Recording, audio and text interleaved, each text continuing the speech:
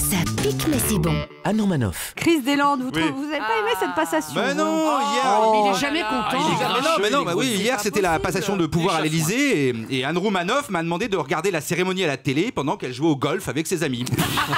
Alors moi je me suis dit, tiens, il est à peine élu, hein, qu'elle veut déjà que je bosse un dimanche, ça promet. Mais bon, comme je suis très obéissant, j'ai regardé depuis mon canapé, et ben j'ai été déçu.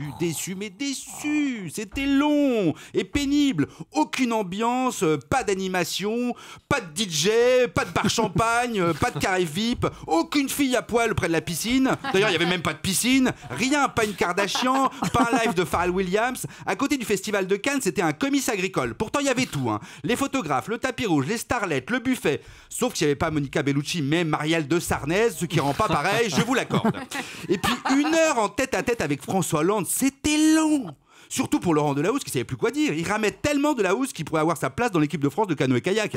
1 heure pour faire un état des lieux, c'est très long. Qu'est-ce qu'ils ont pu se dire? Moi, je pense que François Hollande a dû montrer à Emmanuel Macron comment se servir des télécommandes de la télé.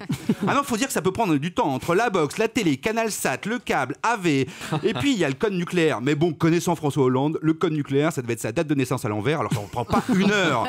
Après, Macron a raccompagné Hollande à sa voiture, une Citroën. Mais moi, je suis président, je roule pas en Citroën. Je suis président, j'ai un hélico, un jet ski, une licorne, je sais pas, mais pas une Citroën.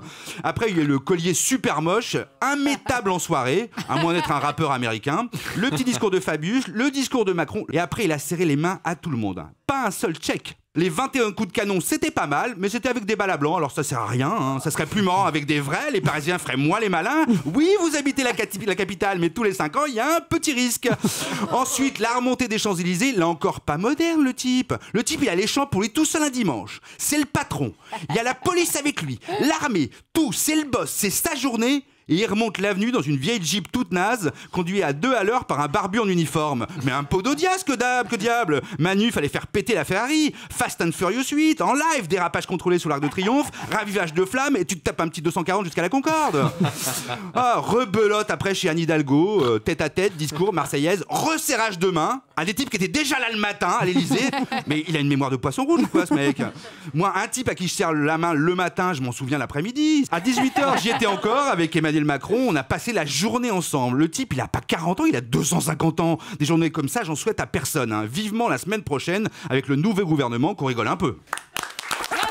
Europe 1, midi 30, Anne Romanoff.